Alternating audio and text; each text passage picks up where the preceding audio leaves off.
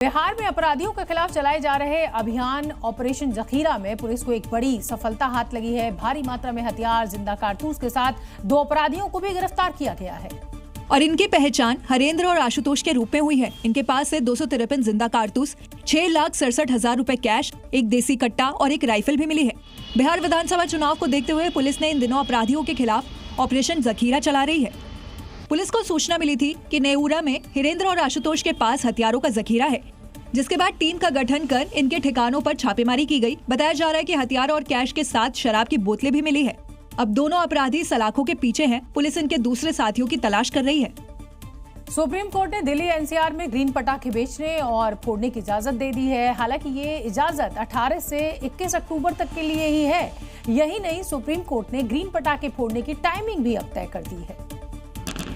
मतलब कुछ शर्तों के साथ दिल्ली एनसीआर में ग्रीन पटाखों को जलाने की इजाजत दी। 18 से 21 अक्टूबर तक ग्रीन पटाखा फोड़ने की इजाजत कोर्ट ने दी। सुबह 6 से 7 और रात 8 से 10 तक पटाखा फोड़ने की परमिशन दी है। यही नहीं, ग्रीन पटाखों को बेचने वालों पर भी सुप्रीम कोर्ट ने 5 शर्तें रखी है। ग्रीन पटाखा बनाने वाले निर्माताओं की जांच होगी। पटाखे के डिब्बों पर लगे QR कोड वेबसाइट पर अपलोड होंगे। दिल्ली एनसीआर में बाहरी पटाखों की इजाजत नहीं होगी। नकली पटाखे पाए जाने पर लाइसेंस रद्द किया जाएगा। 18 अक्टूबर से AQI की लगातार निगरानी की जाएगी।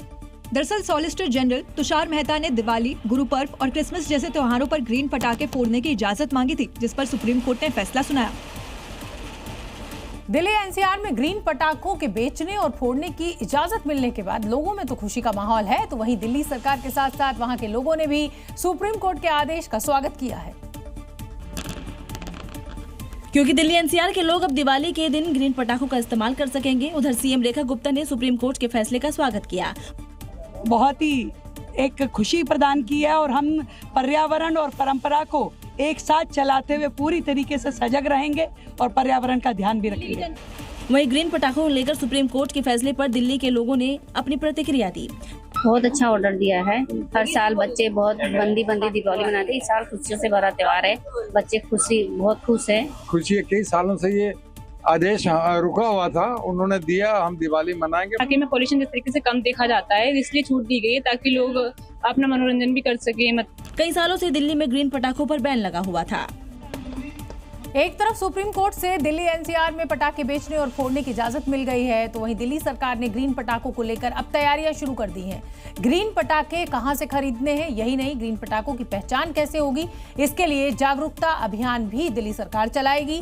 वहीं हम आपको बता दें कि सुप्रीम कोर्ट ने दिल्ली एनसीआर में ग्रीन पटाखों की इजाजत क्यों दी है, क्योंकि आम पटाखों से ग्रीन पटाखे कम हानिकारक होते हैं। आम पटाखों के मुकाबले 25 से 30% प्रदूषण भी कम फैलाते हैं। ग्रीन पटाखों में सल्फर नाइट्रोजन की मात्रा कम होती है। ग्रीन पटाखों में धुएं के साथ साथ शोर कम निकलता है आम पटाखों के मुकाबले। हालांकि ये ग्रीन पटाखे महंगे होते हैं। अगली खबर का रुख करेंगे। हम आपको बता दें कि देश में नक्सलवाद अपनी अंतिम सांसें गिन रहा है। महाराष्ट्र के गढ़चिरौली में 5 राज्यों में नक्सली हमलों के मास्टरमाइंड भूपति ने आज घुटने टेक दिए। मोस्ट वांटेड नक्सली टॉप कमांडर भूपति ने 60 से ज्यादा साथियों के साथ आज सरेंडर कर दिया। और इनमें सबसे खतरनाक था नक्सली टॉप कमांडर मल्लोजुला वेणुगोपाल उर्फ भूपति, जिस पर 6 करोड़ का इनाम था। इसे नक्सलियों के सबसे प्रभावशाली रणनीतिकारों में माना जाता है। इसके सरेंडर के बाद अबूझमाड़ में नक्सलियों की कमर टूट गई। गढ़चिरौली में मुख्यमंत्री देवेंद्र फडणवीस की मौजूदगी में 60 नक्सलियों ने सरेंडर किया। शहीद पांडु आलम हॉल पुलिस मुख्यालय में आत्मसमर्पण समारोह आयोजित किया था।